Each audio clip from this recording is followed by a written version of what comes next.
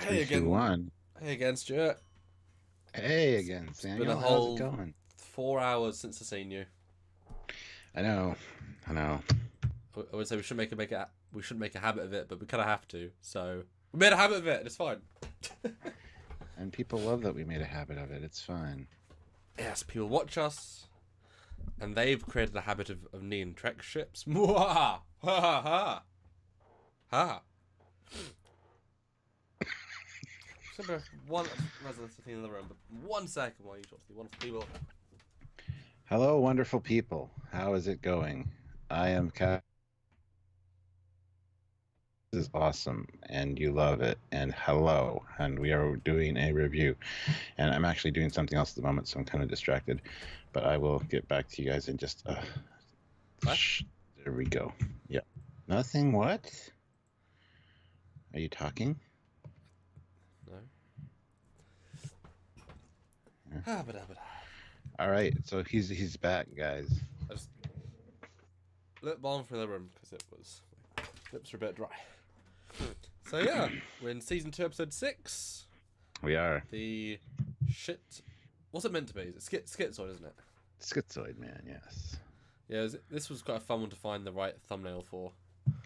that's a good thumbnail. Gotta say. There you go. Gotta say. There you go. Gotta give you kudos for that. Yeah. Sometimes I don't go for the most obvious thing, and sometimes it's kind of like because it's got to sell you on what it is, but also kind of give you a sense of I'll tune into that, which isn't always the case of the most iconic part of the episode. Sometimes it's kind of like oh yeah, it's that one, which is funny because I will say straight off the bat that I got some people saying that oh no, this one, which creates certain expectations. Yesterday's one was oh that one, and it was like or whichever day. This one it was like oh that one. I'm like oh no, it's a good one. Oh, so I was kind of like oh, people are misleading me again. Those darn Bastards. people. I think they're doing it on purpose at this point. Yeah. Screw up our emotions. Speaking of emotions, though.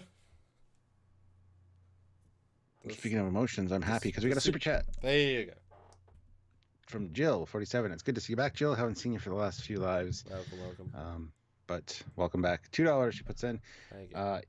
To know him is to love him, is to know him.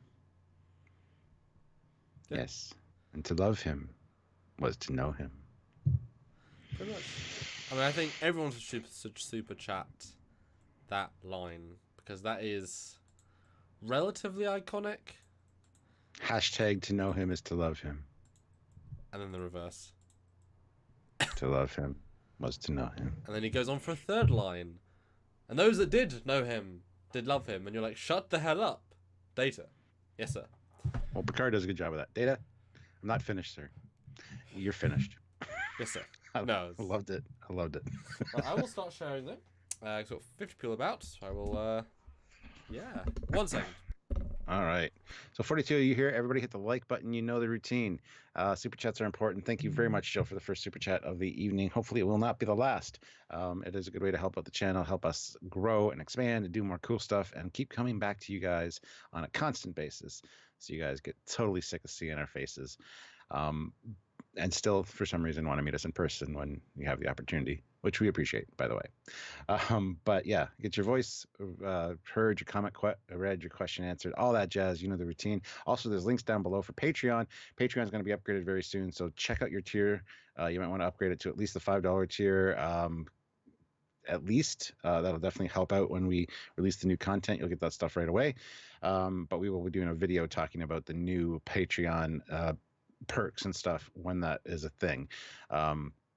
Samuel has been working really hard on that, and I want to help him out and show off all the cool stuff that he's done. So guys, make sure you check out the Patreon if you can help us on a monthly basis. $5 a month. You'll probably never even notice it's missing from your credit card or your bank account, whatever, but so it doesn't mean a lot to you guys, really. It means a ton to us because it all adds up. And it's a great way to help us out. So there's that option. Also, PayPal, if you want to send a PayPal instead of Super Chat, because Super Chat, as you guys know, takes 30%, while YouTube takes 30% right off the top. And if you want more of that money to come to us, the best way to do that is PayPal. Again, the information is down below. Just let us know in the chat that you've done so, and we will read your comment or question via the PayPal app or email. It's a good way to help us out as well. So Jarzia, though, throws in $5 Canadian. Thank you very much. Those who knew him loved him, while those who did not know him loved him from afar. That's very, very true. You're absolutely 100% right. Thank you very much, Jarzia. Yeah, this is an interesting episode for sure. I wasn't sure how it felt going into this one, but I mean, we will talk more about that when Samuel gets back. He is just sharing the thing. DGR Blue is here, feeling the love, Jeff. Thank you, DGR Blue. DGR Blue joined me last night for some Bridge Crew, and goddamn, we kicked ass. If you guys don't watch our Bridge Crew videos, you should. Last night we did two TOS missions and two Aegis missions, and we beat all four of them. We didn't have a single loss last night on Bridge Crew, so it was fantastic. So, and Samuel's back now listening to me going, why the hell is he talking about Bridge Crew? Because I just started talking about it just as you put your earbuds in. That's so okay. DGR Blue is here. Finish your thought. That's fine. I am finishing my thought just now perfectly. Okay. Good. Anyway, yeah. So, but yeah, I'll just jump on with what I thought going into this one. I don't remember seeing it the first time before you even ask. So, Stuart, what do you think the second time you saw it? There you go. Thank you. See. The second, third, fourth, sometime when I remember when I saw it. I thought it was all right. This one I went into not really remembering what to expect. Remembering, I thought Ira was in it a little bit more than he was, for sure. And I didn't remember such a quick wrap up to it as well. But I did remember a lot of the cool aspects of it and the good acting. So I was pleasantly surprised and yet kind of shocked because it was kind of a very breakneck kind of ending to the episode. As far as like, oh, it's good, oh, it's over. Well, what? We have had that on about 5 occasions. They sometimes you can allow a built-up story to really like. That's where the payoff is almost is the build-up sometimes, but often you need to have a good wrap-up. You kind of wish they could have allowed like for 1 more minute of scene or something. Yeah, you can get quite a lot. So did you? So you went into this not actually remembering anything in particular beyond like the memorable moments. You didn't remember the script or the acting per se. You pretty much went in this sort of fresh. Kind of, yeah. Is that because you normally avoid this episode? Just haven't got around to it for a while. Of this one for sure. Just remember the broad strokes for sure. So, yeah, I was kind of pleasantly surprised in a few spots and then kind of disappointed in a few other spots. So, is you not remembering it though because you actively don't? Because you say you do TNG rewatches. Is it just one you never Is it one you never focus on? Is it one you skip? I mean, why do you not remember it much? No, I never skip any. You never skip any. I don't care how bad they are. You never skip them. Why do you think this one didn't stand out as much? And do you think it will now, having watched it in a more analytical frame? Probably not. No. This just has the main, like I said, the broad strokes are what's memorable, and it's those are like the best moments of it. All the other like the quick wrap up and stuff, you don't really remember that. You're kind of like, how did it end? Yeah. So yeah, that's kind of where I stand on that. So Jarzy, I already read his super chat when you were gone. Awesome. But Active Avenger there throws in 15 pounds. Thank you very much. Those who knew him loved him. Thanks for all you do, guys. Well, thank you, Active Avenger. That is very appreciated. We know you, Mr. Avenger. We love you, and because we loved you, we now know you from a super chat.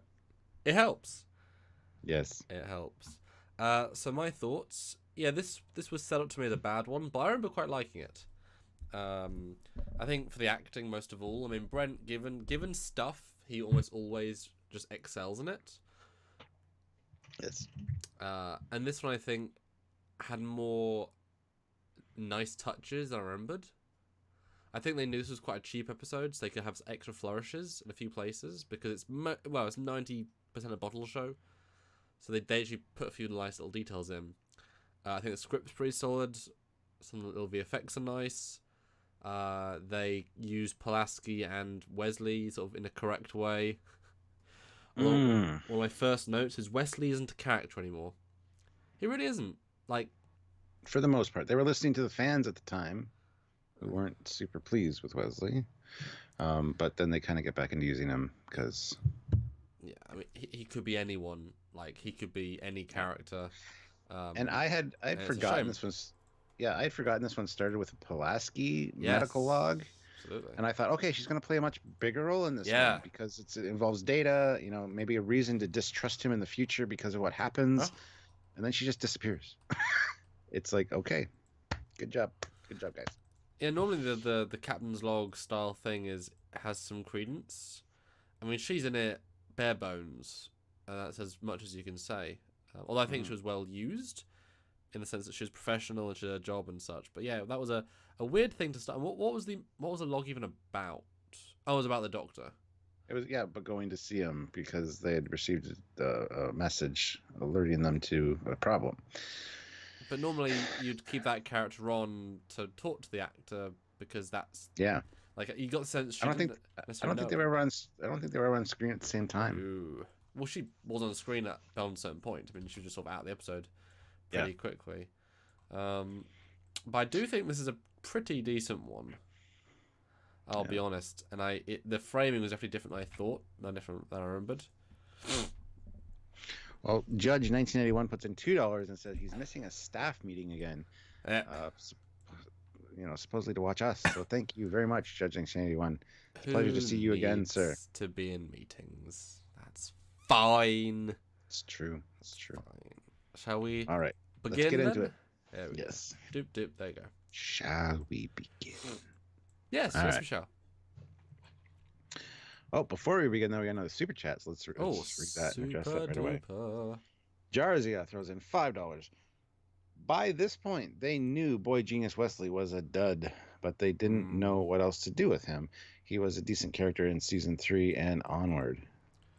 Yeah. He was a Gene Roddenberry thing for season 1, and he was pushed quite heavily, and it just kind of backfired on them. So they did the best they could. They should have got rid of him earlier because he could have gone to Starfleet Academy a lot sooner and maybe come back in the later seasons as like an actual officer or an ensign or something. That would have been great. But I think they held on to him too long at the beginning. So yeah, he's sort of being the Harry Kim right now. It's the expositional I'm doing something, sir. I do think his bit in the second half is better than the first half. Like when she has he's a decent reactionary, youthful, hey, what you doing, Data? Like that actually kind of works. He gets a childlike perspective. Mm-hmm. But that could have been any young officer. He didn't add any, he's definitely, I mean, he was a genius. He ain't no genius anymore. Mm-hmm. You know? But anyway, first scene, we get one of the many at warp shots. They do a decent job at sort of flipping them, but it's a lot of at warp shots. Just a note, there's never been this many in one episode before. Yes. Well, David Bessick throws in $4.99. Thank you very much, David. I started up my new job, and for training, my drive home is an hour or so listening to Track Yards. Track Yards, that sounds interesting. We should listen to them. Makes the commute go easier. Well, thank you very much, David. Hopefully, I love that people listen to us while they're doing other things and we keep them preoccupied. That amazes me. So, well, at the end of the day, if you know the episode as well as we do, then our review is I mean, that's what commentary tracks are. Well, thank you. Enjoy. And Stuart, this is the smartest human in the universe. Wow. Well, yeah, I guess. What a setup in the dialogue. It's like, oh, yeah. Wow. Okay. Yes. Oh yeah, we got the opening medical log by Pulaski. Again, surprised me. I didn't expect that. But 8 hours ago, they received a transmission from his assistant urgently requesting medical aid. So they're on their way there to Graves' world. I like that touch. They never made a point of it, but they said it twice. I was like, Yeah. And I got to admit, the scene of her walking down the corridor, getting in the turbo lift, seeing the hallway, and then immediately seeing the bridge, beautifully done. I love that. That was so good. I mean, the blue spill isn't the best thing ever, but her hair's quite whatever. But yeah, this is the sort of like thing that takes longer to do than a normal shot, and they put effort in it. It works a treat. Although I think the height where the bridge is slightly wrong, like just a little bit, but that's a minor thing.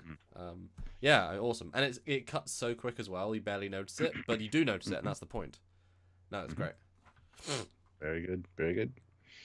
But yeah, so 36 minutes to orbit by the time she gets to the bridge. And then we get a whole exposition of what he is, what he's all about. Starfleet thinks that his work on molecular cybernetics is reaching a critical stage, so it's important that we save him or something, I guess. They consider this a priority 1 action, so that's important. I mean, it's also the flagship, so doubly important. It's just the most important. Like, the most important person in the universe, human, is a huge thing to say.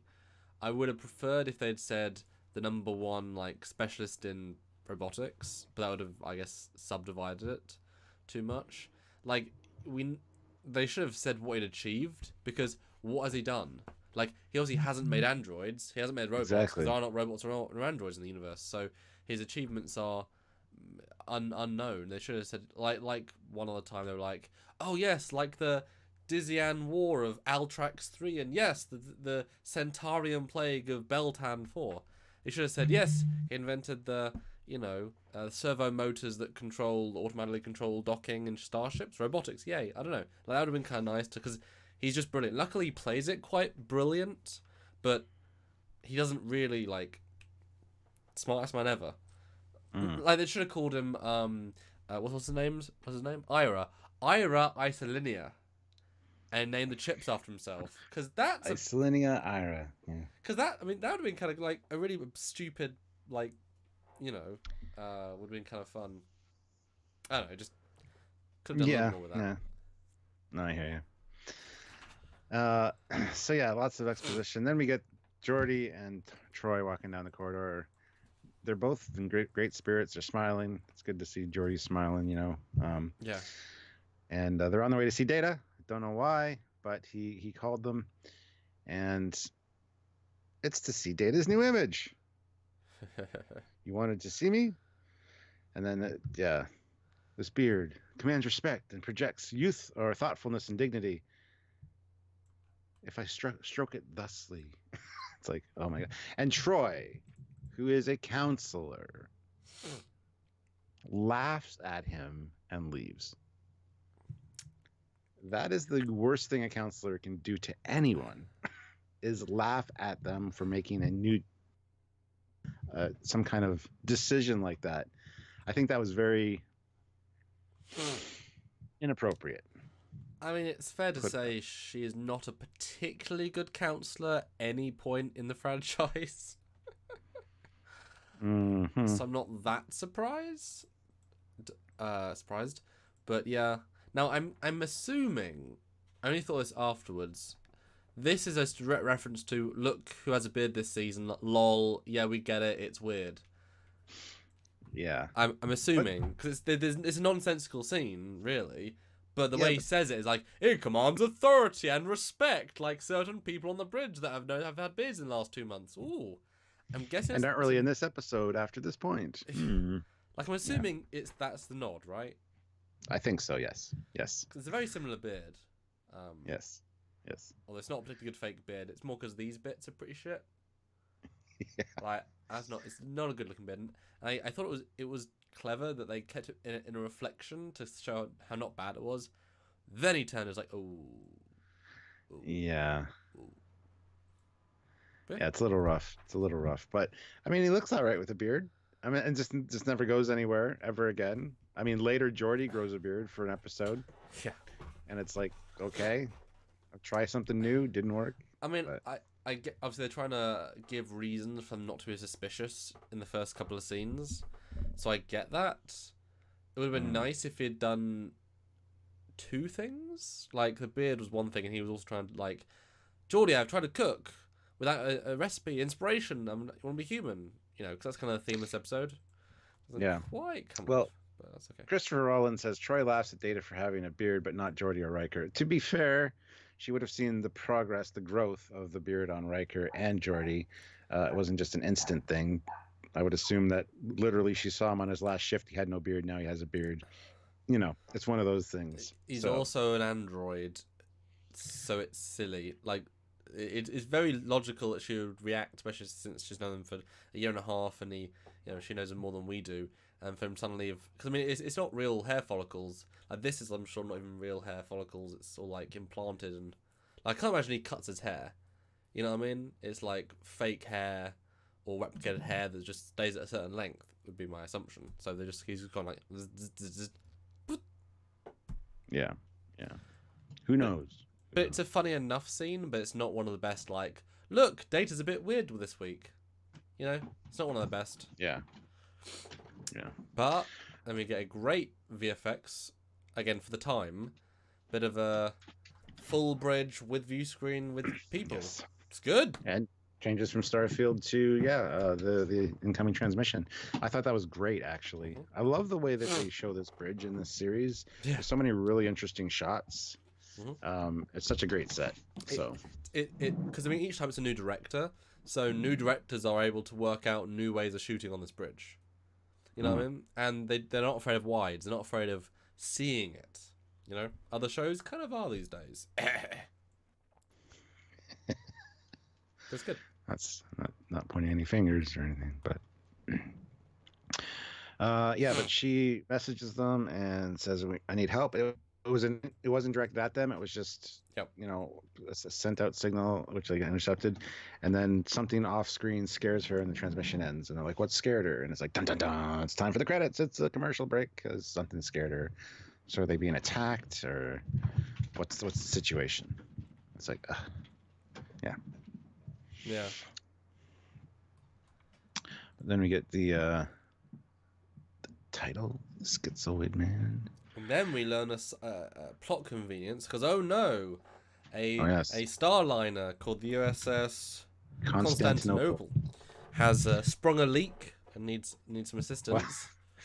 And it's a colony ship, so there's civilians on board. Over 2,000. And then Pulaski goes into her whole deal. They're gonna get hypoxia. We got to go help them. So we don't have a lot of time to stop and beam people down. So that kind of threw me for a loop. It doesn't really change the plot at all. No. It gets Pulaski out of the picture for some reason. And then that's probably it. Yeah. And then when she comes back, she doesn't do anything. Is she even in a scene after this? Nope. No. Like, yeah, that is weird. It kind of feels like maybe she should have known him, and she was one to know. Well, she knew him and she loved him. Maybe she was an ex-lover. I don't know. Too far.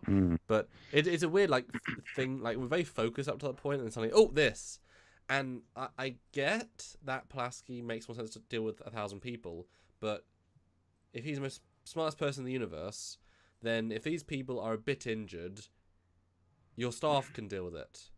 If he's the most important person in the universe and doesn't know what's wrong, maybe you're the most appropriate person in the crew. I don't think they said he was the most important person in the universe. Well, smartest man in the universe should be like their priority wanting to him. So clearly, it felt like they did the wrong way around. She would be like, yeah, obviously I'll go on this mission because I'm the specialist, rather than deal with 1,000 non-medical, and there's only like 46 people hurt. They obviously don't know that at the time, but it's like her staff can deal with basic problems. So it just felt like, oh, okay, normally it's the other way around. Yeah, but not knowing the situation and over 2,000 people, I can see why she'd want to be there for triage and stuff, because that's kind of her job as chief medical officer. But I mean, I can't argue with the replacement. We get Lieutenant Solar, which I absolutely love. But yeah, we find out we're gonna have to do some touch and go warping. Yeah, touch and go beaming, a near warp transport, which is really cool to hear. Yes. So it's a very practical concept in the sense of here's a problem, we have to solve it. But literally, how long does it take to transport? Do you really need to do it? Are you that much of a hurry? You can't wait for another 30 seconds for the transport to be full. It's like, it's a little bit stretching it, in my opinion, but cool thing to introduce for sure. And I love how they message down engineering and tell Geordi we're gonna have to do this, and he's like, "All right, cool, I got it." Yeah. And I love how everybody else is trained for touch and go beaming except for Troy, even though she's a bridge officer. Well, I guess not really. She's just a counselor. But Yeah, I mean, yeah, it's a weird thing to do, and it also doesn't really play much into the plot. It's kind of like we'll add something kind of cool, and I do appreciate for the time they go from warp stars to not, throw the planet in quickly, and then warp out again. I mean, it's for the time that's a relatively like, oh, it's new shots. But again, as we've said before, warping next to a thing, you can't get more next to a thing than in beaming range for a beam back out warp. Yeah. But yeah, I mean, taking 10 more seconds, just go to warp 9.92. I mean, exactly. Really. And they do say, for a moment, I felt like I was in the wall. Yes, you were. Oh, for a moment, good. you were. Yeah. Oh, good. I could have died. Was it really worth risking their lives? But I mean, it was something. Yeah. I don't know. Fleet Pass Swiftback puts in $1.99 and says, "Evening, gents. Good evening, sir. Welcome." Hi, yeah. And if you guys do want to super chat, we'll read out your comments, questions, thoughts. That would be superb. Although I already gave him the spiel, man. Well, 82 people hit like. Wouldn't it make more sense and be safer to launch a shuttle in this situation? Because then you've had like a little home base as well with supplies. Actually, yes. Yeah, a little medical shuttle, and you can even launch at warp, low warp. You can just, notch it down to warp 3, so the shuttle can actually launch and then continue on at warp 3 to the planet, whatever. Yeah. Yes. That's one thing that sticks out. The fact they beam in with no supplies except phasers and one tricorder. Like, I guess she has a medical box, but it's like, I mean, anything could happen. Then again, it's just a Federation world, so why would you think anything wrong? But yeah. But here we get introduced to Corrine, Brianna, Miss Brianna, yeah, Corrine Brianna. Although Robert Hayes asks, why not separate the ship? That seems rather unnecessary. Yeah, why would you separate the ship? I mean, you could separate it at high warp and let the saucer do its thing and go to the planet and just keep going at high warp, but then you got to evacuate everybody. Yeah. That you need, plus all your main sick bays are in the saucer anyway, so if you're going to, this 2,200 colony ship, you don't know how many people are injured. Well, you need all those sick bays. So. And just all the space. I mean, imagine if you actually have to take 1,000 people off. Don't think the Star Drive is going to fit 1,000 extra people. I mean, it probably could. I think the evacuation limits thing, the entire ship, Drive. But most of that would be in the saucer. I mean, we know the saucer has the big ring shuttle bay. Yeah. I mean, yeah. Jill47 puts in $2. Data's hair grows. Birth part 1 to Bashir. Yes. He can stimulate the follicles. Yes. Thank you, Jill. She's always like slapping us down with like canon. Oh no. Not like we don't like canon. Oh, I know. So keep it up. Yeah. And then we get introduced to Ira as well. What do you think of her for a moment? What would your summary be of this lady, this actress, this character? Fine. Serviceable. Mm-hmm. Yeah, I thought she was both lacking in charisma and has charisma, if that makes sense. Like she's a stone, like blank slate in lots of scenes. Not just bad acting, but she's kind of a blank slate. But other times she kind of, she reflects that timid. I mean, I've just lived it my whole life. It's kind of boring. I'm a bit sciencey, but not that smart. I mean, so it's kind of a weird, I buy it, but it's like not really the most interesting performance. But again, where do you go with it? Yeah. But yes, the man of the hour who has 1 hour left to live. Yes, Ira Graves. Here he is, and I love his line because I can relate to this. I don't like people, and I like doctors even less. So gruff, old, crotchety, old curmudgeon. And then he goes up and talks to Troy, and he's like, "Hey, a beautiful woman." She says, "I thought you didn't like people." Well, women aren't people; they're women. Good job. Now, with very slight modifications to the lines, because I don't know if he's a misogynist per se, because No, he he's wasn't. not. Because it's like he's saying women, they're not people, they're women who are better than people. They're better. Yeah, exactly. But you can take it either way. I wish he'd said, "Oh, women aren't people; they're better." That would have been Yeah, perfect. yeah. Women aren't people; they're better. They're women. That would have been just the Yeah, 2 words. yeah. And when he comments on, the doctor thing is fine. I think we get that. And then calling her out for her beauty. He's also not been here with the people for a while. Exactly. Yeah. And he's probably like 90 or 100 at this point. So he's from the 21 whatevers. I think he straddled that line really, really. I think those that would see misogynism as a negative, like a distinct "I hate misogynism," would be like, "Of course he is." And those of us that just see people as people, like, yeah, he's not trying to be that. No, he's not. He's absolutely not. Just an old man. Yeah. Um, And the fact that he actually lets the doctor be the doctor shows he's not like against her. He just like, well, I didn't ask for you. I mean, my assistant sort of forced you here in a sense. Shit. Yeah. Okay. Weird. I love how he also says to Troy, "Yes, of course, it's great to meet me. It's one of the truly great moments of your life." He's actually pretty well written. Yeah. And I'll be honest, I kind of wish Data managed to get, or Brent managed to get more of this performance in his performance, because I think he didn't necessarily. But this guy does it at a different level that Brent didn't manage to capture. I don't think. What do you think? No, I agree. This guy's got some good lines, and he sells them fully. He's very memorable too for not being in the episode very long. That's why I thought when I was going into this, he was in it for a little bit longer than he was. Yeah. It's rather abrupt, but. And then she, of course, goes up to Worf and says, "Are you a Romulan?" And Worf's reaction is just priceless. And I was like, I'm sorry. She knows everything that I taught her, kind of thing. Klingons and Romulans don't look much alike, but they act very, very much alike. And that would be so insulting to Worf, because how dishonorable the Romulans are, after all. It's a lovely little line. It's a lovely little sequence. Although it's hilarious, because if she said that to the Vulcan, like there's a Vulcan right there. Yeah. Exactly. Like it's actually kind of like a nice. It's not the obvious. I just want to respond to the chat for a second. Mm-hmm. Let's see. Devereaux77X says Vulcan medical officer Susie Paxton would later play both Worf's wife, almost wife, and female Q. And then Christopher Rollins asks, "Is that a budget problem? They have to reuse the same actors in different roles?"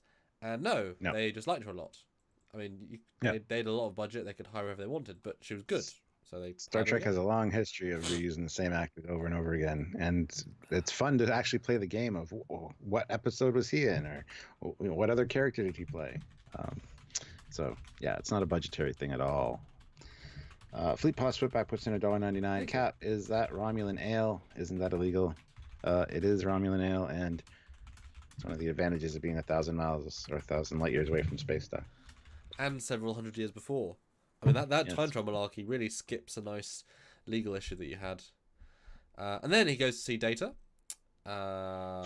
which is quite a fun scene. And basically calls him ugly.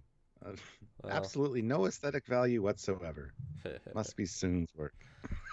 Yes. I mean, since he looks like Soon, that was not the, I just realized that, that's not that far a leap. But the fact they were probably old friends. And it's like, how you meet your friend, you're like, "Hey, ugly bastard," or whatever. I mean, that was maybe his way of insulting Soon without Soon being there. Kind of like a friendly jab. Yeah, you're absolutely right. And it's kind of nice to know in retrospect Soon's alive at this point. That would have been kind of fun if they'd known that and alluded to him talking to him recently, even though he's meant to be dead for like 20 years. That would have been kind of a fun thing. But for him to say, "Oh, you knew Soong?" It's like, yes, I told him everything he knows.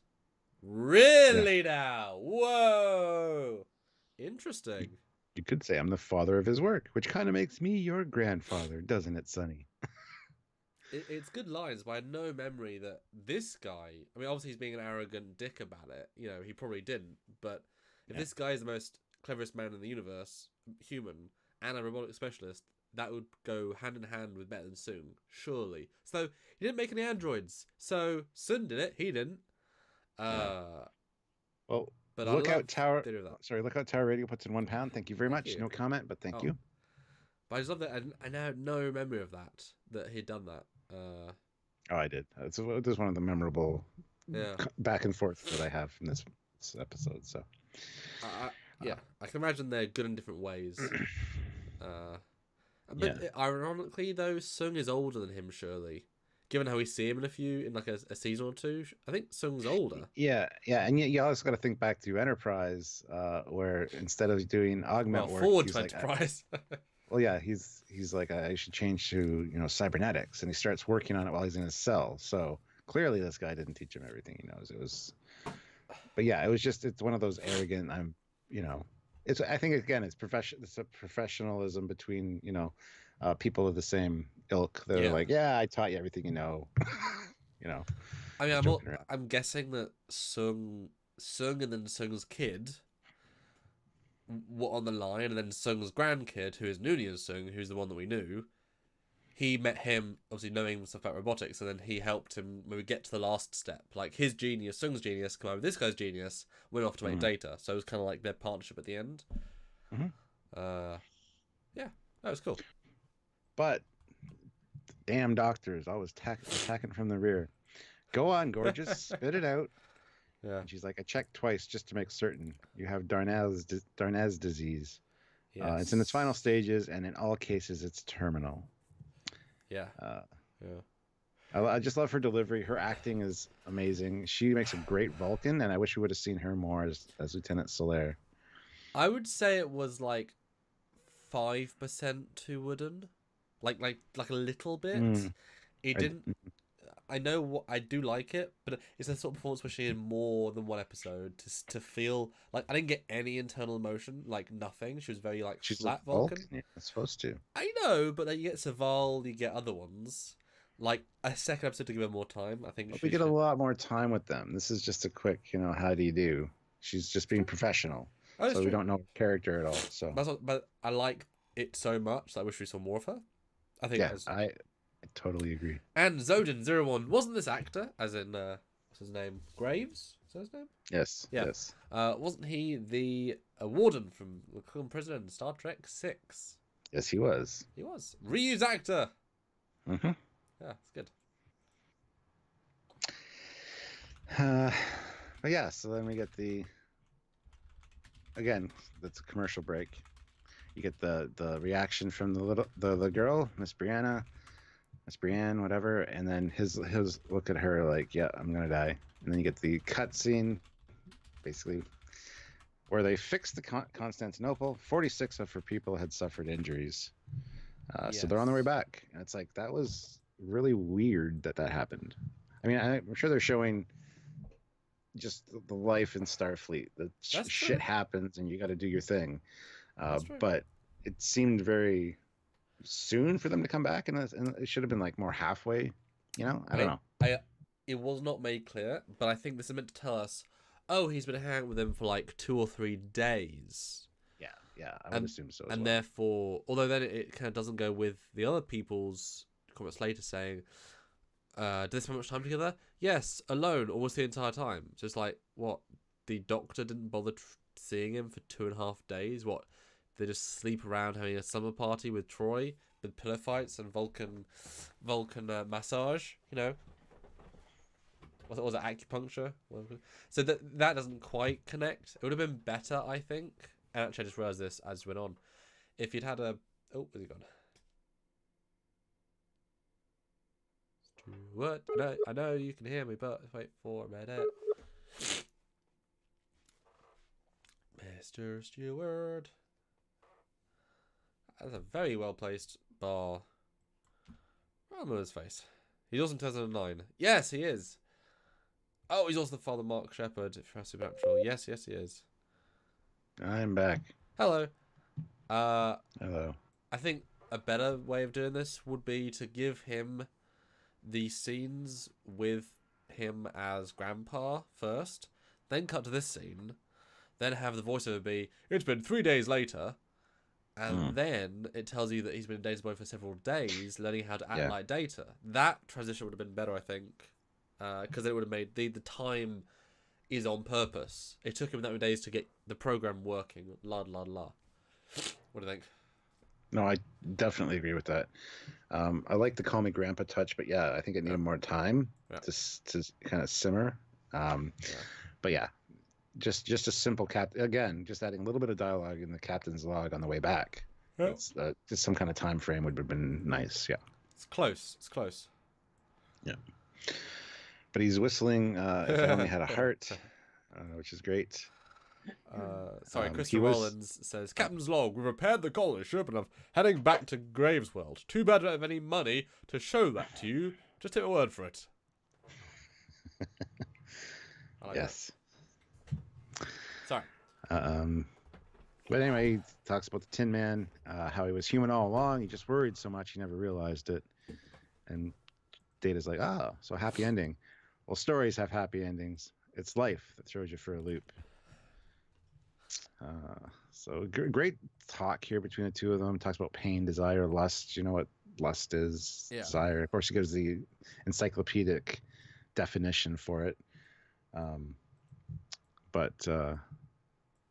Yeah, great conversation. This old man trying to comfort an android while the old man's dying. Yeah, it's actually multi-leveled because he doesn't know he's going to go into Data yet, so it's very innocent. Actually, this boy's innocent. And he's trying to impart knowledge, wisdom, and he obviously understands Data to a T. But he's not Pulaskiing him. He's sort of disrespecting in a sense, but really he's commiserating the weaknesses. I kind of wish, and again, I wish, it would have been nice if we'd had a scene.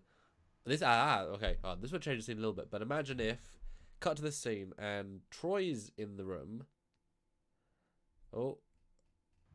If Troy's in the room and they're talking about something else, and then he says, I had thought of an emotion chip years ago for an android. I wonder if that would work. Pulls that little device, and then says, "Oh, it took me a day to fix it, but that'd be my last great act to give you some emotions data."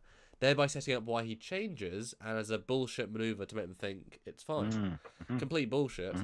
And that also kind of gives you the sense of, oh, he's that smart, la la la. And then he puts in Data, doesn't really, and then that's why Data's all weird.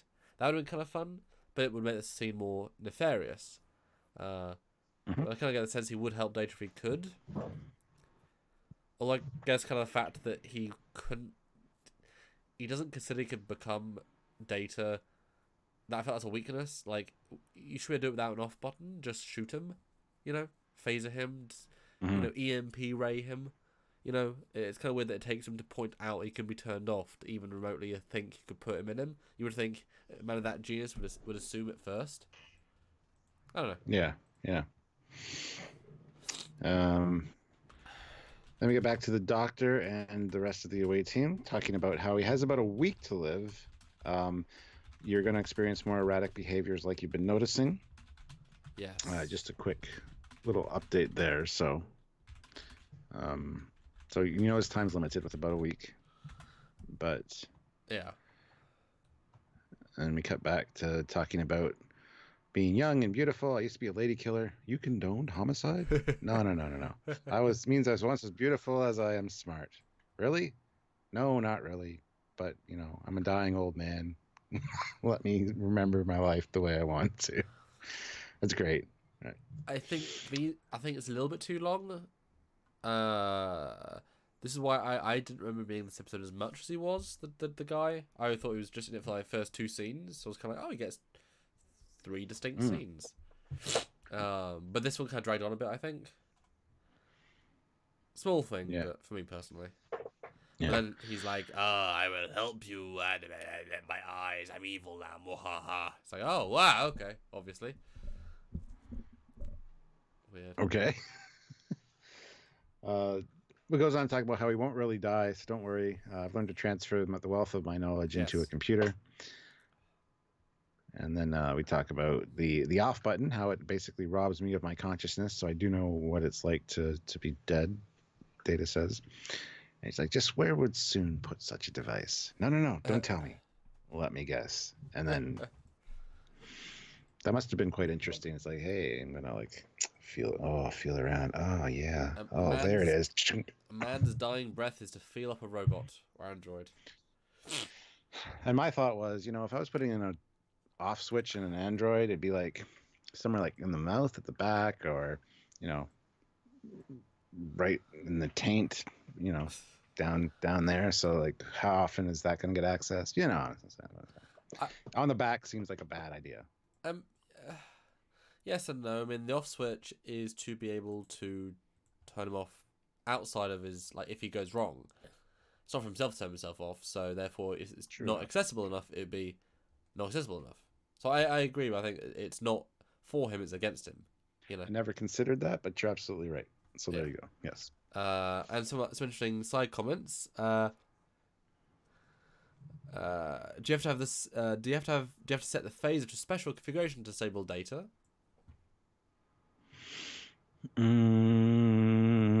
Probably not. Just a higher stun, maybe. I don't know. Maybe I don't know. That's tough. Because they do.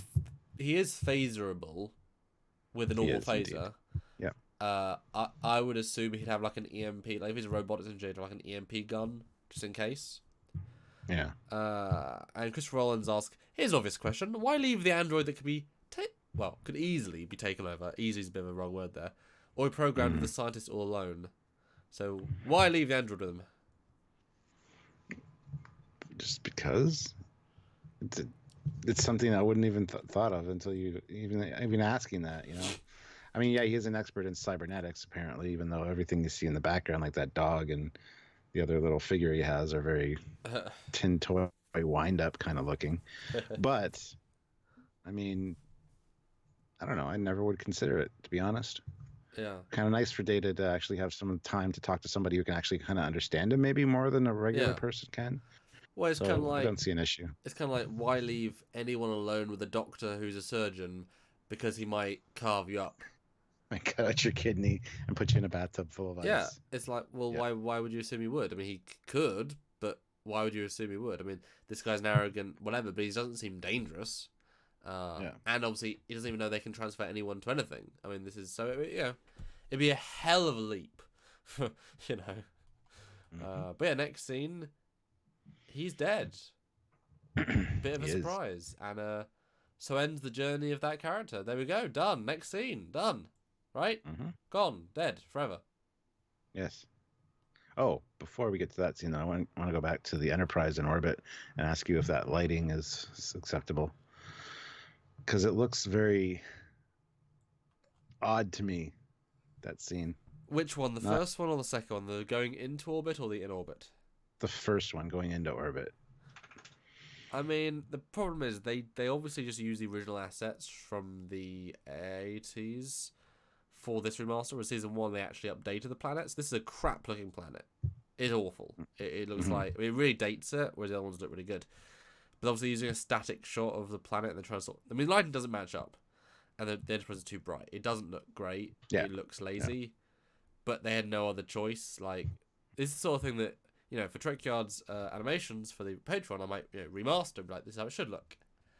But no. But there's a shot they do later on which is even worse. Yeah, I know. I know. I was waiting to get to that. That's why I want to talk about this one in a lead up to that one. I notice these things now because of you bastard. Yeah. I mean, I appreciate they put a bloody Saturn in. But no, it's not particularly well done. And the in orbit is also not great because of how bright it all looks. It looks like a fake painting, and no, it's not particularly good. And that lighting doesn't make sense at all. Mostly not at all. Yeah. But the next shot's great though. Seeing it warp out. Yes.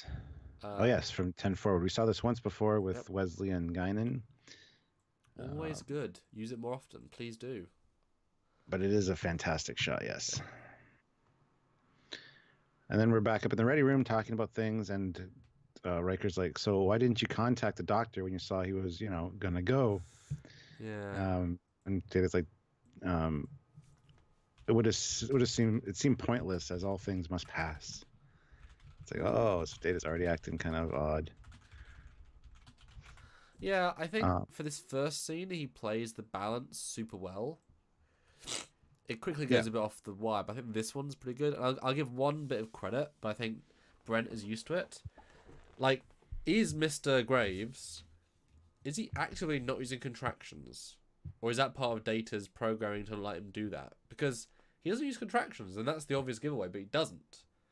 And there's some... even though even though Data actually uses contractions a few times during the series, Wow. which kind of slipped by. Yeah. But Yeah. But, you know, yeah, I know. what do you think? I agree. It could be. I think it's part of the programming still. Yeah. I think there's still kind of that limitation there. Because it feels a Yeah, bit it's a odd. good. I've never even considered that before you mentioned it either. Because To there's a be couple of honest. moments when because thing is now Brent is saying non-data dialogue with data limitations, and there's a couple of times where it feels more clunky because he's not giving the pauses. You know, that was not appropriate, Captain, versus that was not appropriate, Captain. It's like, that felt clunky. So it kind of jars you a little bit. But no, Plasky is back, Stuart. We were wrong. She is here for a scene. Don't know if she says anything, but Well, before he leaves the ready room, though, yes. he stops and says, "We will try to honor him in the manner in which he requested." And Picard's like, "I said we would, Data." Like, Yeah. anyway. But I like Brent's. There's a genuine line of how Brent acts this part, so I give him total credit for that. And they do explain later on it's because he's taking over slowly. And I appreciate that because it is a genuine. Yeah, I like it. It's good. But then we're down in 10 forward, and he goes down and gets all creepy. Yeah. Stand there staring at her, and then sitting there smiling. He never told you how beautiful you were to him. You were everything to him. Yeah, it just talk about cringe, creepy factor. Yeah, this was a scene where she needed to give more in the scene. I guess she's mourning, but she's very bland in this scene, and the scene is very. It could have been more. Like Brent's giving it his all, and she's just taking it and not using any of it. If that makes sense. But I like Brent's acting. I was expecting this scene again. I saw another episode, but fully. The way that he almost touches her cheek, I was assuming that this was him saying, I would have totally done things to you if I was 50 years younger. But now I'm in Data's body, I can go for any girl on the ship. Wink! So I assumed he wouldn't go after her again. Because this is his... Oh. It feels like he's saying goodbye by not revealing. You know what I mean? Did you get that sense too? No, I think it was just don't want to creep her out too much. That being said, she's just met Data. She doesn't understand or know how Data's like on a daily basis. So, but I think it might have been a little bit of just I don't want to push things too far right away. I don't want her reporting something, that'll draw attention. Couldn't you also argue that he's then if you assume she loves him too, then lying to her is not a good idea, because the longer she mourns, the more she'll accept his death, but then she has to unaccept his death. So I would have come in very gently and said, "I did it, Mr. Data. I did it. I'm here." Like that. Yeah. It almost makes the opposite sense. That's why I felt like he was not going to do anything later, because he's actively avoiding the conversation. Whereas you always think she should have approached it straight away. I mean, probably yes. It's probably something I would do as well. But I think he could be that he's keeping his options open, as you said, maybe. That's true. Or just seeing how much she responds. Yeah, or even just how much he can get away with in this body before he really lets her know what's going on. I don't know. Yeah, no, that's true. But I mean, I never got the sense he loved her. Just he, as an old man, wished he could have done stuff to her. But it's not the sort of thing that if they ever actually got together, it would have been like a thing. If that makes sense. Yeah. Yeah, I don't know. Like, he wasn't creepy old man lusting after her, per se. Because he says before, I was too old for you. So he wasn't, you know what I mean? So I do kind of think the bounce there was, again, reasonably well done. Well, it could have been worse. Yeah. Ah, yes. Then the scene. The funeral. Um, the face of a warrior, a thinker, a man for all seasons. Oh my goodness. Well, Picard does his spiel first, and then he asks if anybody has anything to say. Data says that, and he also says to know him is to love him. So what's to love him? What's to know him? Even if she didn't, or even if you didn't know him. Ugh. Yeah. And I love how Picard ends it. He's like, Mr. Data, I'm not finished, sir. You are finished, Data. Yeah. Oh. Yeah, it's a well played scene. It's fun. It's mostly too far. Mm. But at the same time not. I don't know. What do you think? Like, would you have got it from here? See, I would have played it a little differently if I was Data or Yeah. Graves. I would have been like, well, he knew he was gonna die, so he basically told me what his eulogy he wanted. So I'm gonna recite that now. Yeah. And then go into it because that's to be like his last wish kind of thing. So for Picard to cut that off would have been kind of rude. But the way Data went about it, you know, I don't know. I don't know. It's just I do love Picard's kind of like no, you're done. That's it. I thought that was good. No, like, that's a good take. Kind of like the way Dave's acting, in a sense, is that yeah, he wanted something a certain way. The guy was quirky. He raised wishes clear. You know. And why is Wesley there? That's all I thought for that scene. It's like, what? Yeah, you think Pulaski might have been there because Pulaski had Wow, reverence for this guy in her medical log. So that's true. Well, so with Riker, swap Riker out for Pulaski and Wesley with even a just random. plant. Well, no, because it would have made sense to have like Wesley say, "Oh, I studied his work at the academy, my 1.5 Oh. semester online training course that I flunked." No, it's just weird. Like it for someone that important, theoretically, it's so few people. Yeah, exactly. I thought the same thing, and I never even considered how weird it was to have Wesley there. But you're absolutely right.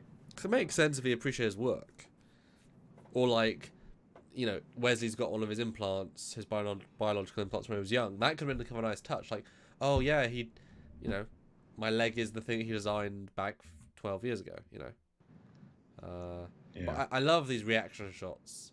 I think the cast have so much fun with these reaction shots. It's just a joy to watch. They will be like, "What? Huh? Huh?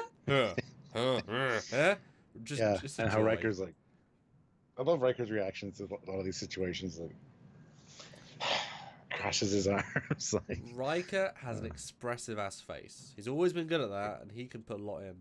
But yeah, good yeah. scene, and nice reference. It's you know a coffin burial beaming. I appreciate that's come back, Mm-hmm.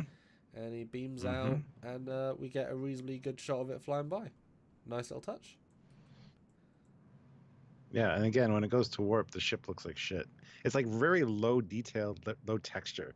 It seems so smooth in all these shots. Oh, that's actually interesting. Yeah, that I mean, all the windows are also just bright white.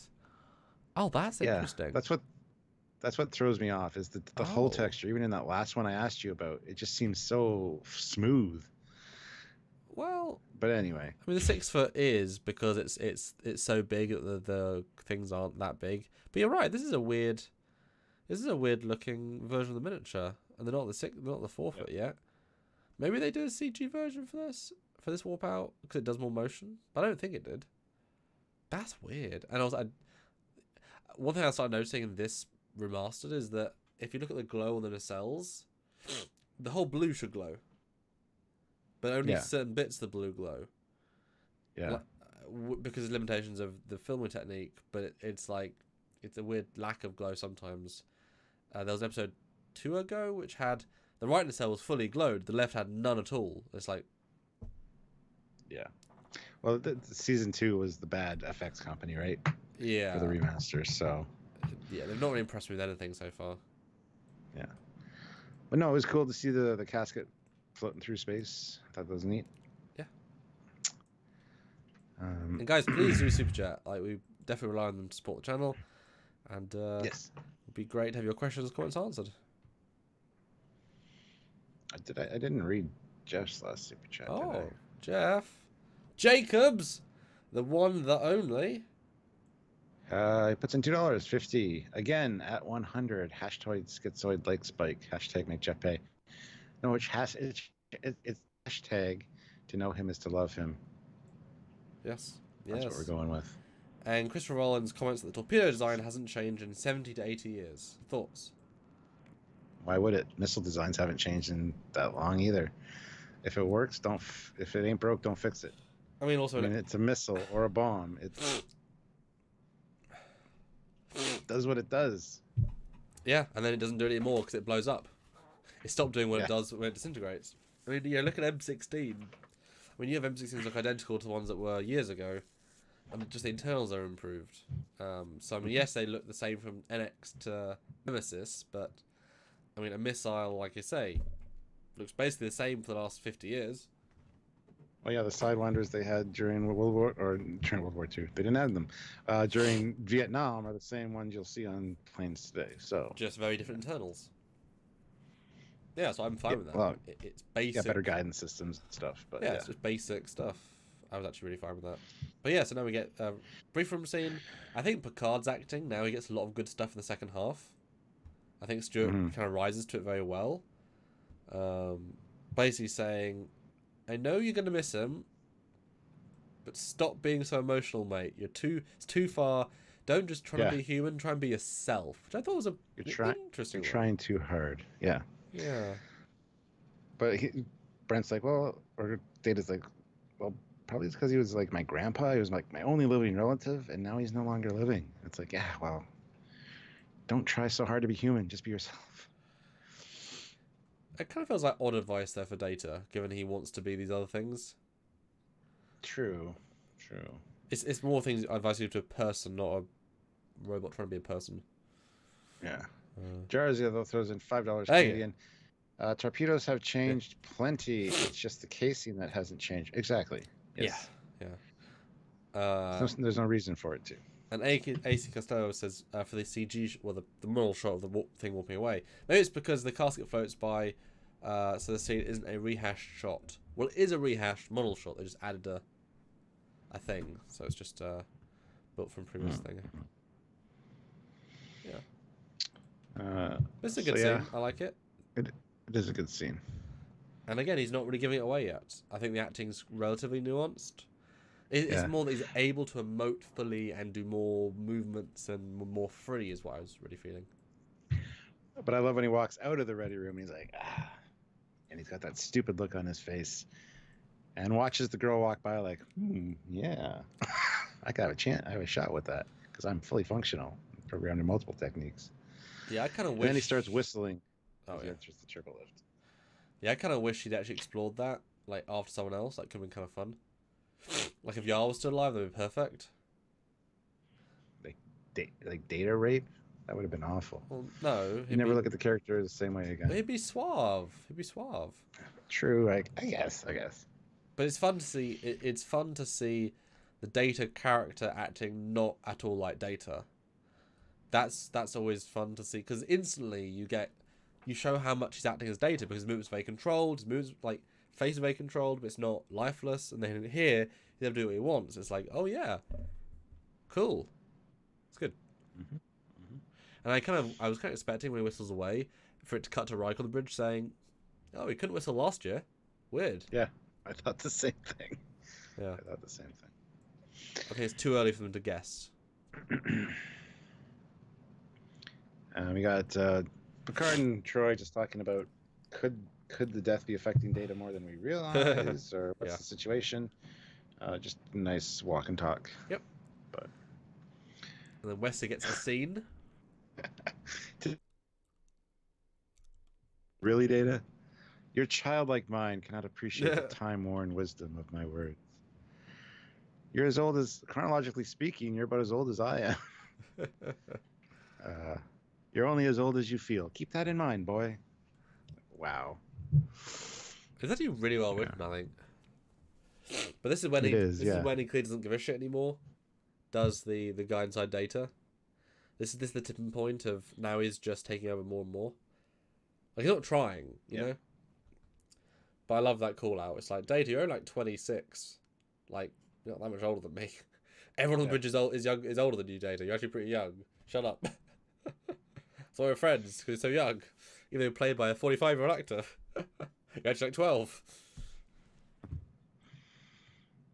But then Troy, Miss Brienne, and Picard come on the bridge, and I love how Data he shows her the science. Picard shows her the science station, and Data just whispers under his breath, maybe she's not aware of your interest in her. Yep. Just so snarky. It's like, whoa. Very well done. Very well done. Yeah, it comes out of nowhere, but you can see why in a few minutes. Like, it's a bit of a left field turn, but it's like, oh, okay. And then he turns around and sorry, continue. Because then he turns around and just says, "Just admit that your interest in her is not entirely professional. Try as you might, you will not win her. She's not interested in older men or men of limited intellect." There you go. Riker. Hey, what did I do? Yeah. Exactly. I mean, it's kind of refreshing to have it be Picard, who's putting the moves on them. No, he's not. It'd normally be Riker. You'd be like, oh, this is Riker again. So I appreciate the slight turn. Well, it would have been better if it was like Troy. That could have been cool. That she was a bi woman. Like, it would have made no difference to the plot, Yeah. Well, I find it kind of odd. This is when the actors don't connect with the VFX. She walks out, looks at the view screen, it's like, it's so beautiful. Not like identical to what I looked at 3 hours ago for 2 hours. So beautiful, the exact identical sight. You know what I mean? It's the exact same thing. You wouldn't be that awed by it for a second time in the same day. Well, see, that should have been the first scene where she first saw it on the view screen and went, "Oh, it's so beautiful," and then she went down to 10 forward to enjoy it for a few hours. Yeah, that would have made a lot more sense. Perfect. Yeah. Small things, but yeah. But yeah, Brent is great here. He really plays into it, and I like it, and it's well done, and it's weird, and it's creepy, and then he walks away with saying, Picard, or just it's good. Get out of here, Data. Yeah. Then we get the line from Troy that she sensed intense burning jealousy, a human emotion, and it was coming from Data. Now, she didn't actually say sensed it. She said he's got the emotion. I was waiting for that because I was like, well, if she can sense it, then human emotion... She would know something's wrong, yeah. Right, now he's suddenly emoting, but obviously she's saying she could see it as a psychologist rather than a psychic. But should clarify that because I was like, yeah, but can you sense him now? Otherwise, that would be the first red flag. Wow, emotions all of a sudden. That's weird. He's a robot. Yeah. But then he goes, ready room. That's so great. What's wrong with you, Data? I'd accompany you to sick bay, but I doubt that would do any of us any good. And Data's like, are you ill, Captain? That's Are you okay? That's fun. Well, I'm sending you down to engineering for a complete, for them to do a complete checkup on you, diagnostic. And the look of concern a little bit on his face, so... Yeah, Could they find something? This scene is so smart because everyone's still fully in character and it's thought through. Obviously, med bay doesn't make sense. Engineering bay, yeah, but it's clever. Yeah. Oh, I love how he says, "I can run a check on myself." Yeah. And then I'm fine. Couldn't be better. It's like that's always confused me with the computers in Star Trek. It's like run a level 1 diagnostic. Yeah, but if the program's infected, it's going to say that it's fine. So don't worry, I'm fine, dear. I've done the diagnostic, dear.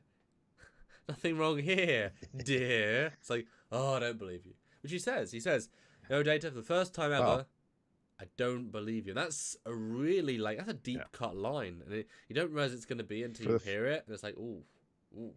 Yeah, it's like your parents being disappointed in you, more so than mad. Yeah. It's like, for the first time since I've known you, I don't believe you. It's like, whoa. It's a good line. It's a good delivery. It's good. Yeah. Brent's face is the next scene. Brilliant. Yeah, hold still, Data. And then so they finish the test, and he's like, "Data, go wait for me in the corridor." Why should I? This concerns me more than it does any of you. Great. That's a great line. Perfect. Yeah, the script's just... And then his insubordination is growing when leaps and bounds. Yeah. And then you get a lot of these... It's funny. I think the pace is very, very slow, but you get genuinely interesting escalations. So even though it's slow and you wait for something to happen, it escalates nicely each time, so it doesn't necessarily feel badly slow. Does that make sense?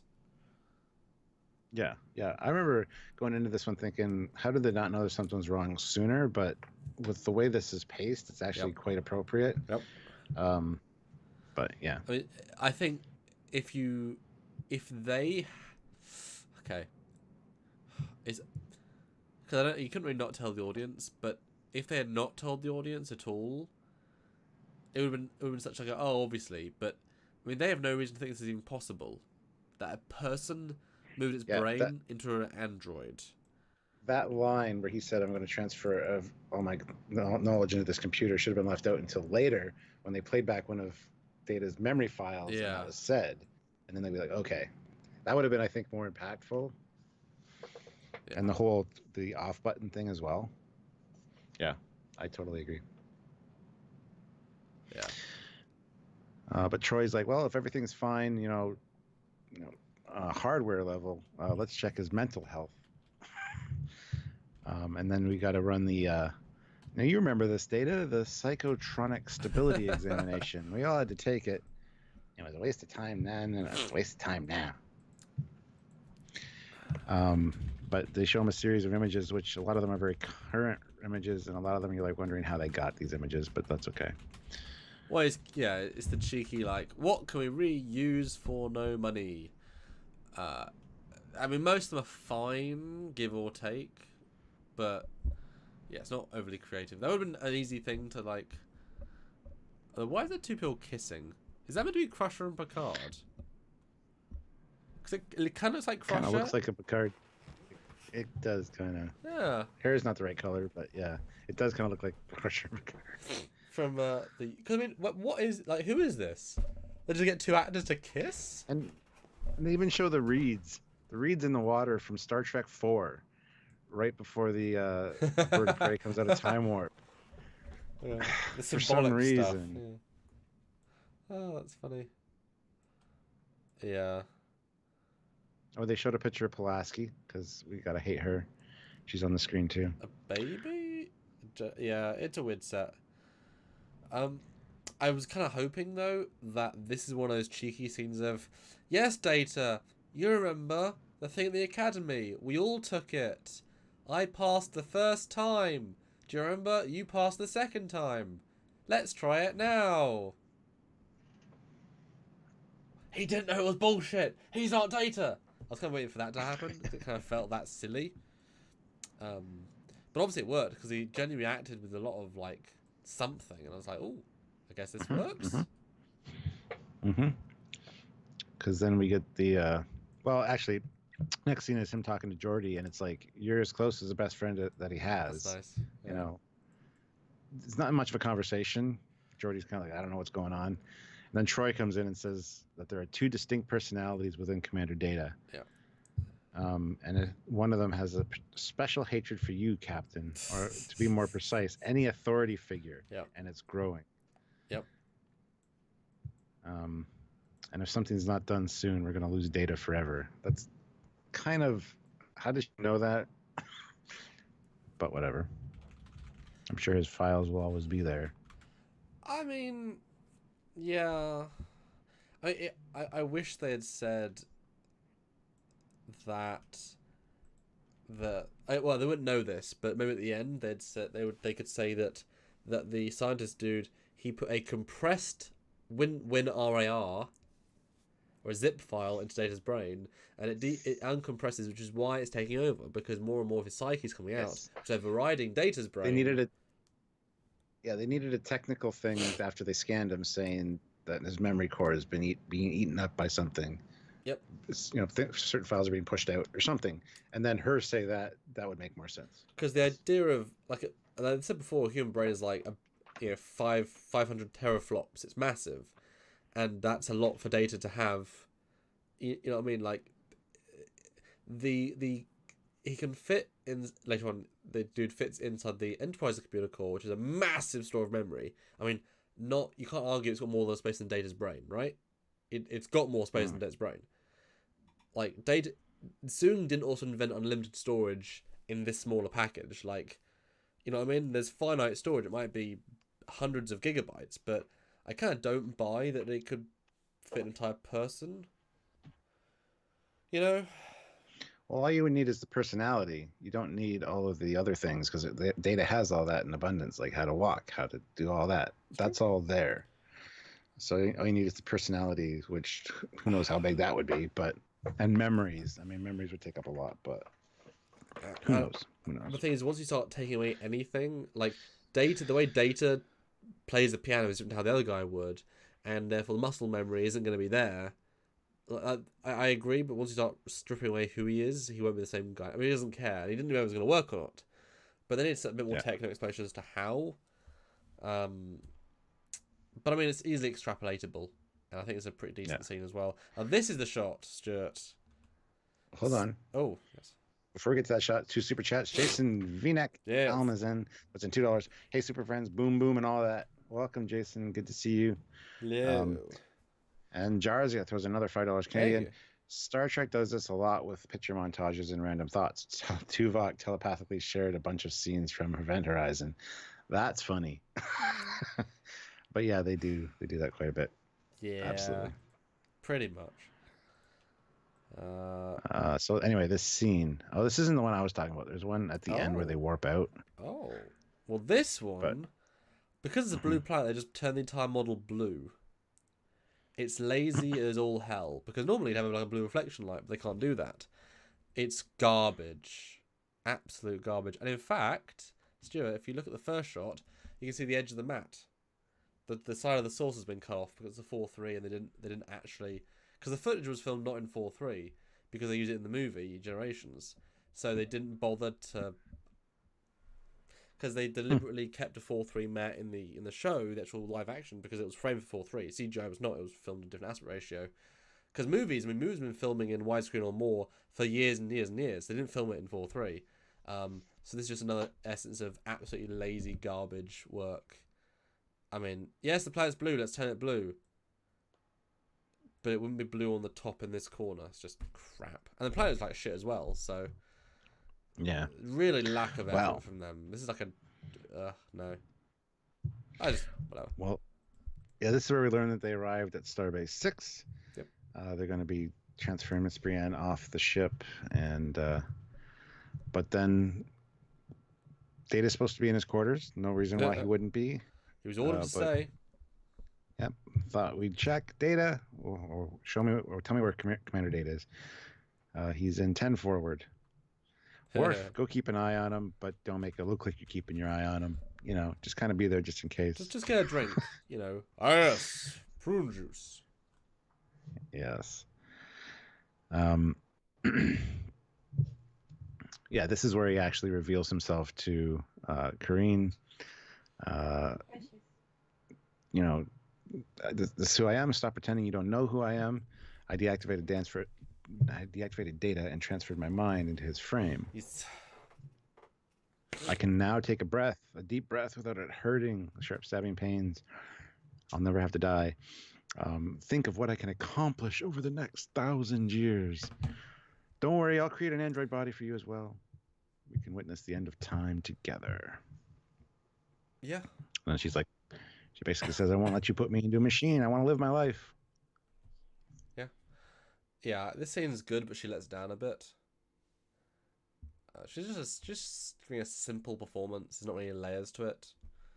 Whereas Data's, like I said, bring it all. Brent's bring it all. It's good.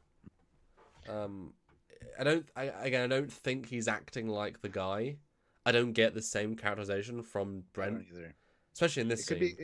It could be though that his personality was corrupted. He's not literally himself. It's it's like two bits. It's a merging of two. Yep. And that would make perfect sense considering it's an untested, untested thing. And also he did say he was more irritable because of the disease, and if he's 1 week from death, he might have the disease for 15 years, slowly degrading him. So I'm assuming this is like pure him. We only saw the end of his life. So there are ways you can argue it, but I think he should have been a bit more quirky. Hold on, I'll be right back. I gotta check something. Okie dokie. Guys, I am here. Anyone want to talk to me? Just me. And of course, please do super chat. We're not having a great month so far, and I think this will be our worst month for a while, which is a little bit of a shame. Tempted to suggest a drunk trek yards for the end of the or a weekend up and coming, because any month we don't manage to raise enough funds, gotta pay my savings to rent, which is not exactly the best thing to do, because gotta eat food and stuff as well. So if you can support, please do, or at least save it up for later on down the line. So like 30-ish or so minutes. 99 people watching, only 64 likes. Are you kidding? Are you kidding? I mean, come on, guys. I want to see at least 75 likes in the next 5 seconds. Because, come on. 100 people. 64. You need to like. Click the like button. It's an unused button. I'm back. Click. The like button. 68. Come on. 75. Go. Go. We should be at 100. We have over 100 people. We should have 100 likes. I know. And so anyway, then he hurts her. He hurts her hand. Ira, you're hurting me. And considering later we find out she has 2 fractures in her hand, she sure doesn't act like it. Her acting is very, oh, you're hurting me. Oh, you squeezed too tight. Not, God damn, you hurt me. Maybe she's in shock. No. Is it just me, though? Or every time you hear Ira, don't you think of Ira Stephen Bear? Yes, yep. Both very quirky. Yeah. 100%. They should have digitally made his beard purple in post for this version. I actually thought that at the start. I was like, ooh. Yeah. Fan edit. But we do get a last scene with the Vulcan. She's okay. And they basically parrot back that he's arrogant, la la la, all that stuff. Small thing. But yeah, then she breaks the hand.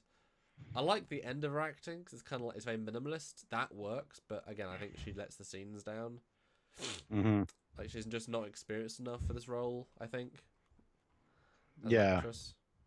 And Worf comes up, doesn't really show much concern, just kind of like, yeah.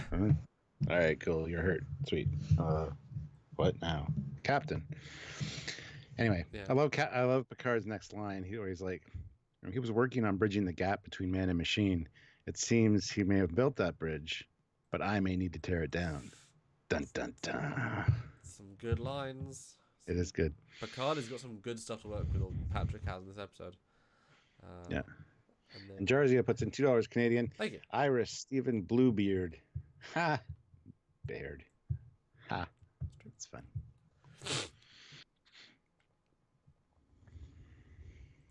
But yeah, in engineering now, and now we kind of start at the beginning and the end.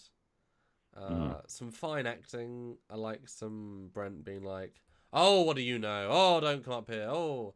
It's quite fun. Well, I love how he says, "I can hear you coming, Captain. My ears are better than the average dog's, Yeah. But but again, this even feels even less like the guy. Maybe they're melding more personality-wise. Is getting more used to the body, maybe? I think that's part of what happens next, where he's hurt the Forge and the other person, and then he hurts Picard, and then he says, how many more accidents? Because he's not himself. He's not acting like he would act. So he realizes maybe it's getting out of control and he can't control. And it's not him anymore. I think that's kind of what happens, but it doesn't come across that way fully. It's not explained well enough, I don't think. Well, because the accident could just be literally, well, I don't know my own strength. So my response is to say, nah, oops, I hit you. Don't mean to hit you. Shit, I broke your jaw.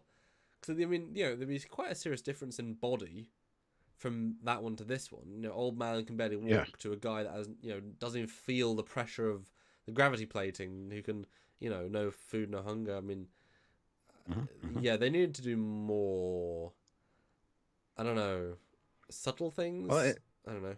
Yeah. Well, it shows his disregard for Data, because he's like... Yes. Oh, yes. Picard says, I understand your desperation in learning that you were dying, but you have no right to do what you've done. He's like, I have every right. I am a man. He is a machine. There's no question who must live and what must die. Um, Yeah. Before me, he was a walking tin can Yep. with circuits for guts. Pathetic. He had no heart. Yeah. There's just great acting, and well written dialogue as well. Yes. I'm guessing that they knew at this point they could do Measure of a Man, because this so feels like a links in prequel. You know? Yeah. Well, did they mention him being taken over in Measure Man? I don't think they do. No Would have memory been a of nice that. nod. Yeah. But Jarvis throws in $5 Oh, thank Canadian. I would not come up here if I were you, Captain. This safety is anything but. I'm surprised your engineer didn't go straight through. With a safety glass, yeah. I know, right? He does say that, though. He said, I would not come up here if I were you, Captain. You might not like it. You're fortunate I'm not a violent man. And Picard's like, not violent. Look what...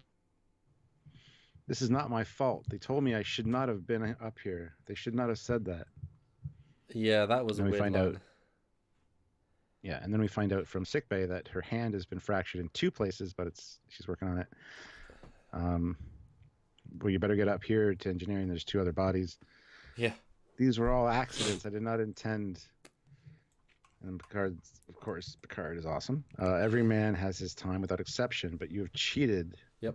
You have extended your life at the cost of another. No being is so important that he can usurp the rights of another. Because as Optimus Prime would say, sentience is the right of, or freedom is the right of all sentient beings. Dun, dun, dun. Nice. And then he bitch slaps Picard with a pretty stupid looking pratfall. I said he bitch slaps Picard with a stupid looking pratfall. Yeah.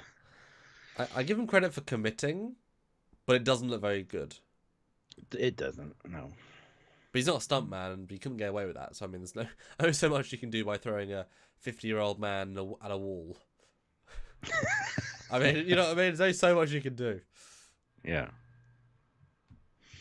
But yeah, then he says, how many more accidents? And then cuts, but Pulaski wakes him up. And he's like, where's Data? And then quick wrap up here. God damn. So yeah, Pulaski's back. She'll come back for the last half of the episode. But Data. This is funny. Why am I on the floor in this undignified position with the 4 of you standing over me? Yeah. I don't know. That's good. And then we find out he put himself in the computer. Yeah. There's no consciousness. There's just... Yeah. I think that's what was happening with Inside Data. He was losing his consciousness to what made him him. And he was more just... I don't know. Yeah. I don't know. Yeah. It's hard to say. It's not really clarified. You just kind of have to extrapolate what happened, but... No, I agree. That's actually a very well said. That's well said. Yeah, this obviously quick wrap up felt very much like Data Law or Law, like just that again. But it doesn't make a lot of sense. I know wireless is obviously a thing, but I wish he'd been in the chair slumped, because then how do you transfer the data away, or him away from the data, and then they just go to the thing. And I wish they'd had like a little message for her, like a final goodbye. Like he programmed in a voice message, because I mean I'm sure Data could vocally fake the other guy's voice. That would have been kind of nice. If he was at the so picture this way: they walk in, he's at the desk, slumped over, and there's a little post-it note that says "press me" or a pad. Presses it, and the guy says, "I'm sorry. Well, I always wanted to look after you, and the best way I can look after you now is not doing what I did to myself. Now I realize immortality isn't the gift it could be, but at the end of the day, all I wanted to stay alive was to give my knowledge to the universe. So now I hope that my knowledge will stay alive in this computer, leading into being in the computer." That would have been much more like... I agree. And you could hear the actor not be insane to allow him to actually act as the last remnant of the good side of him. I think would have been a much more poignant wrap up. Absolutely. And you wouldn't have even needed anything like her to access anything because we see the computer scrolling through like Yeah. there's his name, Yep. Dr. Ira Graves, PhD. It could have been text and keep playing back and forth. Yeah, but give it a moment. Oh, is everyone alive and awake? And oh, you know what that was? That was Graves going back into the computer. Yes. That's what it was. What did you say, Stuart? Sorry, we lost all that. No idea. Nice. I said a lot, so I'm not gonna guess where I left. It was genius. So. I know it. I guess let's talk about the wrap up then. The on the bridge bit. Well, the wrestling with the Klingon Targ, did I win? That's the end. I thought that was a weird joke. And then we get a shot of the Enterprise and a new shot moving off to the side. Which is very odd to see. I was like, oh! Yeah, and that's the one I want to talk to you about. Because even here, it looks so smooth. The textures, it looks like an unfinished model. I don't know. That's one I wanted to ask you, but they kind of take off. So, first of all, the deflector's wrong. I mean, it is, isn't it? There isn't that big ass weird purple glow behind it. That's not how that should look. The blinkies aren't motion blurring properly.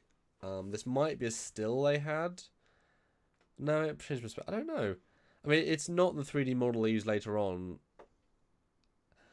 It's weird. I mean, it might have just been like an odd. Well, actually, hold on. Let me see if they're using the original. That would be a clue. Because it's nicely a new angle for sure, and it's not actually that bad, but it's definitely like a weirdly non-polished. Polished. That's a good word. A non-polished version of a space shot. And the nacelles don't even look even. The one on the far closest to the planet looks like it's bent funny. It looks. I don't know. It just looks really off. I mean, they might have made a different model kit. To, you know, because sometimes they do that. They make a model kit and do a new shot with it. Maybe they were like, oh, we really need one new shot. We'll quickly do another shot. Maybe. It looks like the old AMT 2500 scale model kit. It really does. And that's weird. Remember the shot where it goes over camera to the blue planet? The original isn't color graded blue. They added the shitty blue in post. Oh, and Data's memory is different. Has multiple different pictures in the original version. That's odd. So they decided to go back and change that. Or it has didn't have one or two bonus one time. I'm just rewatching the moment. Okay, maybe not so much, but it looked like it did. Right, the last shot is it's the same thing. Looking equally as weird. Weird. Yeah. It's not a good shot. Yeah. And it wraps up. I mean, it really is that quick, that easy. You get a classic sort of TOS end joke. But yeah, I mean, okay. I mean, luckily it is more of a resolution than we often get. Like, everything genuinely is resolved. Sometimes it's like, where's the okay, resolution done. At least this is like, okay, resolution done. Yeah. Yeah. Well, there we go, guys. Made it through another one. Yeah. Not as bad as people say. Quite a few memorable things in it for me, so I really enjoyed it, and I did think it wrapped up rather abruptly. But that being said, I thought it was a good episode. Yeah. So I got to give it a score now. Let me. Well, did you? But I think we said the brace at the start. But you did like it more than you thought you were going to. Fair to say. I was a little bit let down because, like I said, I thought Ira was in a little bit longer. Because I kind of like his character, but Yeah, it was exactly kind of what I expected going in as far as enjoyment factor, but just it wasn't spaced out as much as I thought it was originally. It's funny. I thought it was actually more of the episode I thought it was. I remember him being barely in it, kind of like the Yeah. pre-title, and then a moment that's like, hey, he's here. It was like, oh, he's actually got some scenes. Okay, so what would you give it out of TNG season 2? To wit, there hasn't been that many so far. But what would you give it? Kind of what you think might be in season 2? Season 2 so far, I'd probably give this a 6.5 or a 7. Well, pick one. We tend to go low if you tend to round Oh, down. 6.5, 6.5. Yeah. Yeah. Okay, and then for all of TNG, Probably a 4. okay, and I'll do it for another couple. I think if this was a season 1 episode, where would you give it? 7. Okay. Yeah. So now this is your chance, guys. You put your scores out of 10 and super channel if you'd like us to read them out with even more gusto. Please do. We'd love to get like $25 for the end of the stream. 25 would be super, very literally. I think for me, I'll start in a different order. I think if this was in season 1, it would be a solid like 8. So I think it kind of like it's a pretty good Star Trek episode. It doesn't fall down in many places, but a few culminated, but pretty solid, you know. All of TNG, it's average with some good acting, but I wish it felt more like the character. So I'm gonna say slightly below average of 4.5, just a little below average. And for season 2, again, I don't really know what's in season 2. But my gut is to say 6, like above average. Yeah. Okay. Yeah. Well, we got a $20 super chat from Judge 1981. Thank you very much, Judge. Okay. Yeah. 7 for the season, 5 overall. Yeah. Yeah, I see that. Seeing other 7s in there as well.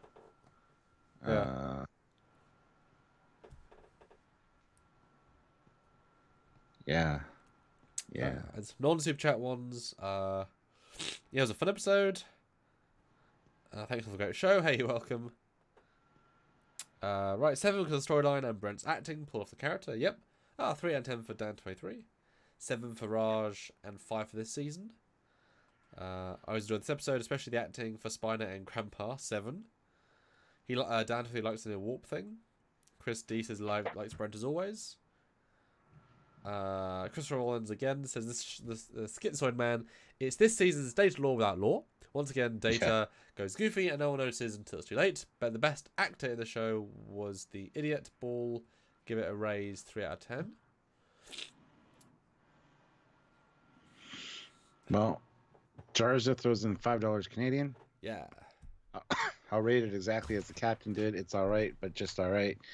Just one more mediocre episode that we start getting to the best season 2. Yes. I think it's definitely better than average. Yeah. But it could, it needed one more refinement pass on the script to pull a few things together, rearrange a few things. It could have been like an 8 or a 9. It's hard to beat Data Law, but this one had unique opportunities. Like if we'd seen him as the guy go how fun. We know how one time or another Data almost has a girlfriend, and it's weird and it's fun. Would have been great if he'd well, we should have been a longer episode at that point, but it would have been kind of cool if Data's on the bridge and he's talking to the a female officer next to him in the con, and he says, "You know what? Let me take you out for a drink sometime." And she's like, okay. He's like, "We're about tonight," and she's like, "Oh, okay." And then you actually cut to them on a date, and it's like really weird because she's like, "My expectations are so wrong with you, Data. Well, don't judge me too much, you know." And then like someone barges in, it's like, what? That would have been really kind of cool to see that explored a bit more. And then maybe like the lady comes in and is like, and he's like, "Oh, I didn't. Sorry, I didn't mean to do anything." She's like, "What? Oh, I'm not with her. You're not with me? Yeah, Yeah. you are. Oh, nothing. And no one knows how to react because everyone's acting weird in the scene. Could have been kind of Yeah. interesting. Fleet Pass Swiftback puts in $1.99. 3 out of 10 for Trek. 4 out of 10 for season 2. Okay. One thing I would have liked to see more of in this episode, honestly, and it's going to sound weird coming from me, I would have liked to see more Pulaski. I would have liked to see maybe. Wow, Stuart. Woo! Right? Would have seen maybe like Pulaski being injured by him squeezing her hand for some reason. So she has more of a reason to not like Data. Yeah. And not trust him. Because that would justify her character a little bit more at certain points. Well, especially if you double down and you cut back to the lady with her hands broken, and Pulaski comes in and says, "Who did this to you?" It was Data. Data? Yeah, he didn't know his strength. Oh, how could he? He's just a robot. Like, boom, there you go. Because if Data goes haywire, he can destroy the entire ship. He almost did once. So, he is a severe risk. You just kind of hope he never gets abused. Yeah, that would have been really interesting. Or just have her more in it, or wouldn't it be even more poignant, Stuart, to have Data give the captain's log, Lieutenant's log, a fellow cybernetics legend. We are seeing him. Like, wouldn't that make more sense? Start with Data. Give him the unique perspective, saying, I always wanted to meet such a esteemed thing to see what he thought of. That would be kind of fun. Yeah. Or Wesley, or even anyone, honestly. Don't give Pulaski a starter without a payoff. Yeah. Well, we got our $25. We did. Brilliant. So, doesn't often happen, but thank you. Yes, feels. So let's call it quits for today. Yes. And we will be tomorrow, guys, for another TNG episode. What is tomorrow? I did just watch the trailer, which is embarrassing that I remember it very much. Oh yeah, it's the bad one where shit is old. The augment people. Unnatural selection. Yes. Good God. That I'm not looking forward to it anyway. That is a Pulaski and Data storyline. Oh God, yes. No. Not happy. Maybe tomorrow will be cancelled due to lack of interest. No, we code of honored. We can hashtag code of honor this shit. It's fine. Okay, it's a drinking one. All right, cool. I'll have some beer or something. Maybe. Maybe. If we both think it's that bad, that might help. And might get some more super chats. Support us to be brutally honest. That's a decent one. Come on, says Fleet Pass Swiftback. Not from what I remember. But usually when we watch them, we get a new appreciation, or we feel justified. So we'll see how it turns out tomorrow. I think, from what I gather, from what I noticed from you, I think you appreciate on this watch through the scripts more. Yes, I do. Absolutely. So you're focusing on what they're saying a lot more. And that, whereas if you just watch it just as drama or even in the background, you don't ever focus on the lines. Yeah. That's why a good script can be like a good. That's why when I remember the episode before I go in, I just remember the broad strokes generally. Yeah. It's one of those things where a bottle show can sometimes be the best show possible if the script's really good. Have a good idea, write a good script. A bottle show is, you know what? They spend almost every day on a ship. It's fine. You know what I mean? Yeah. All right. Well, we will see you guys tomorrow then. So, same Trackyards time, same Trackyards station. Yes. Have a great everything, and see you then. Bye, guys. But did we love him and know the episode's short? Do we love it? What? Do we love him? Do we know him? No, the episode. Do we love it? Do we know it? Do we love it? Yes. Good. But Bye. I don't know. Confused. Bye.